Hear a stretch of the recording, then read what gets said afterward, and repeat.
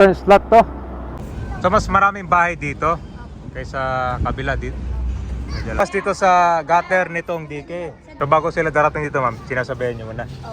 Yan. So ito pala kabayan, mga kwarto pala to siya dito.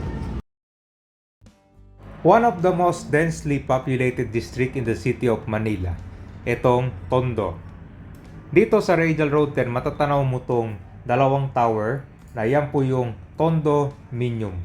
Isa itong flagship housing project for slum dwellers. Ang housing project can accommodate 336 families. So ito yung sinabi ni former Mayor Isko Moreno. Ito yung part ng campaign niya, promise to provide housing to the poor.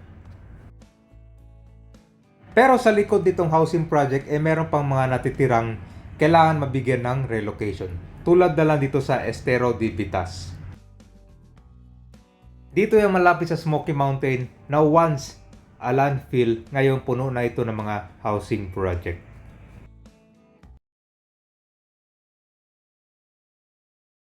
Dito na tayo sa Radial Road 10. Pupunta tayo ngayon dyan sa area ng Smoky Mountain, kung saan yan yung dating landfill.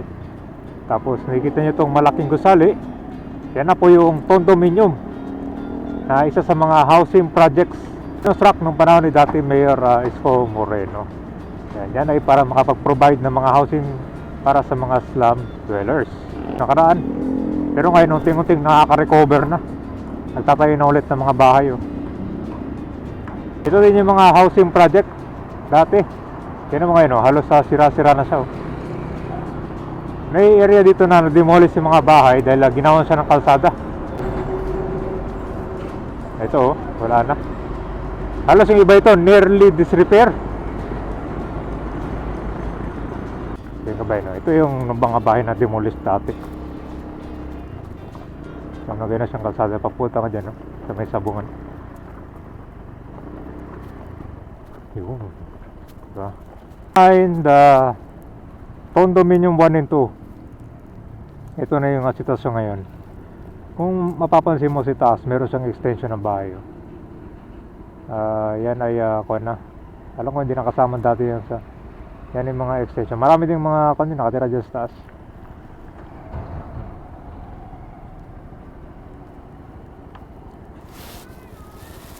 So yung na-relocate dyan sa condominium, dito galing yan sa mga bahay na na-demolish ngayon. Dyan sila na-relocate to. Pero marami pang kailangang mga malipat dito dahil yun nga kasi mga ibang bahay dito halos sira-sira na siya. Kulang na sa maintenance. Yung ba ito, butas na siya.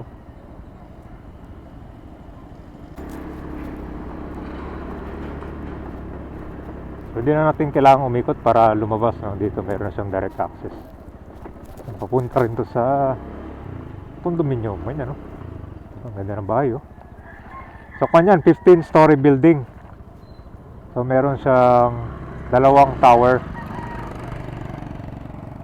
So may kita 40 square meter yata yung isang per unit niyan . So meron pa din pupuntahan na doon malapit sa Smoky Mountain.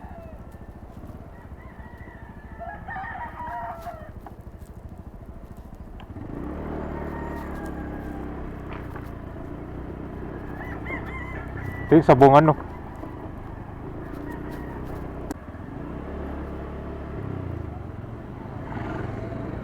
Dominion 1 to. Dito yung entrance sila kabayan.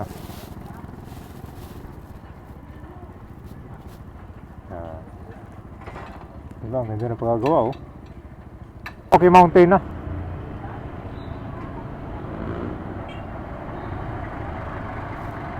Ako yung gagawin dito. Mukhang may kukonstruct Children's playground to dati.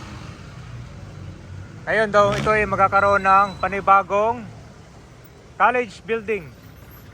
Ito po yung Universidad de Manila.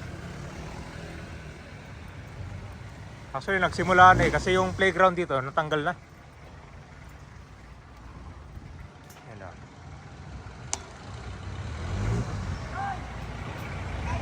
Actually nagsisimula na pala yung construction. So soon, college building dito. So target date 2025. Sa tabi ng kwanto, Bitas Aquatic Center. Yan yung parang may swimming pool doon. Tingnan mo na natin. So ito yung papuntang Smoky Mountain. So nung nag-stop operation itong Smoky Mountain, dito na nagsimula itong mga housing project. Kita mo yun ang maraming mga building.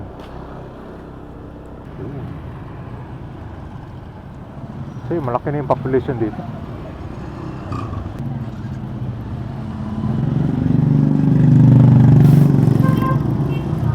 Diba, laki na ng population dito oh.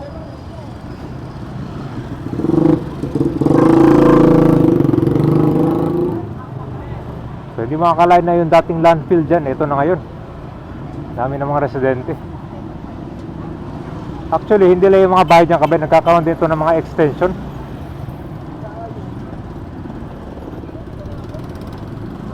Halos hindi na kailangan nilang lumabas dahil nandito na lahat ng kanilang bilihin. Meron ding gulay, sari-sari store, prutas.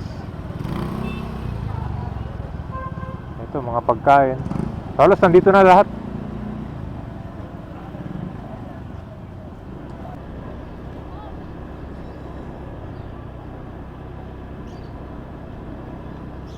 Okay, so okay, Smoky Mountain. Tuloy pa rin yung mga hanap buhay nila dito tulad ng kalakal.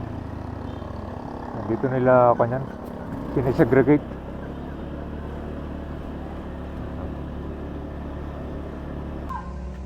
So kabay, galing lang to dun mismo sa harap nitong condominium. Ito naman yung sa likod niya.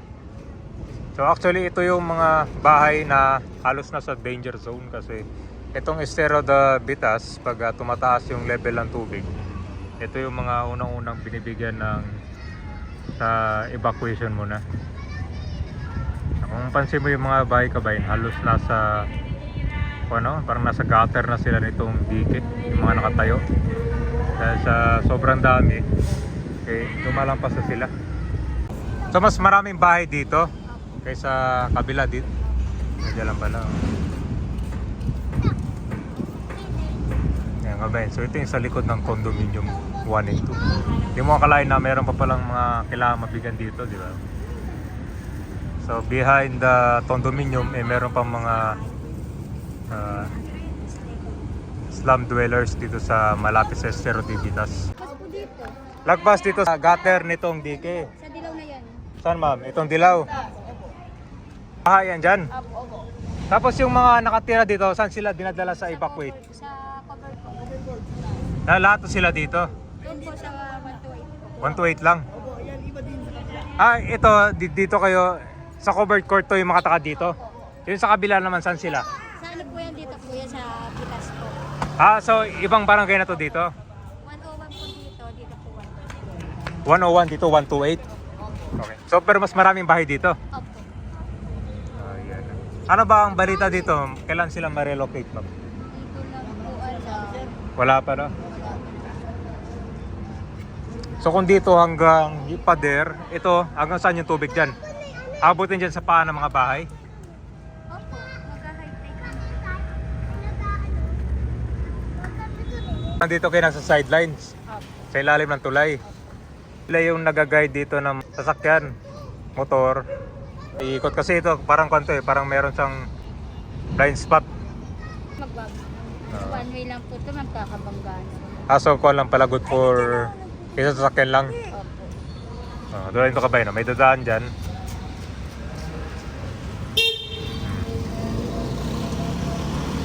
Yan. So ito pala kabay, mga kwarto pala ito.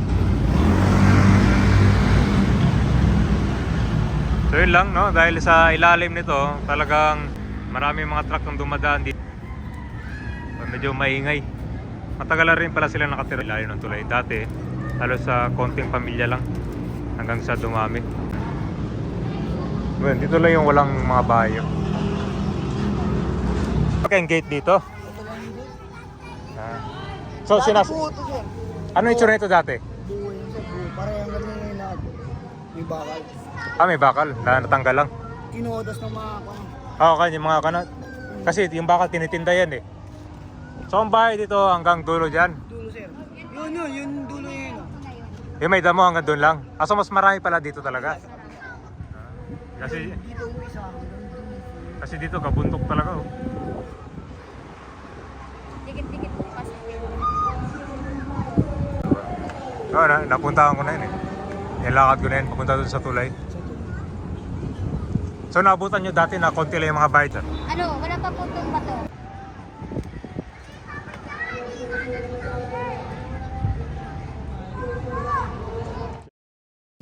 Ito yung sa likod ng condominium, meron pang mga kailangan mabigyan ng relocation.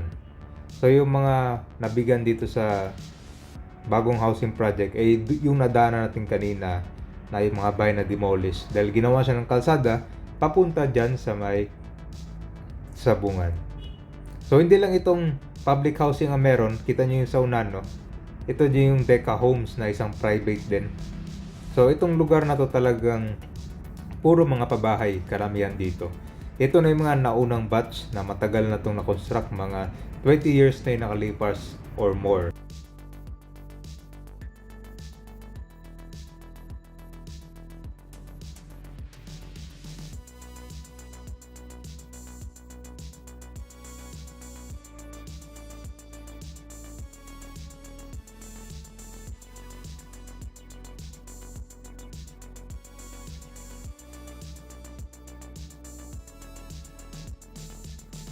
Ito yung na-demolish ng mga bahay tapos nagawa siyang kalsada. Yan. Pero grabe no, dito pa lang sa itaas may kita mo halos sira-sira talaga yung mga bahay.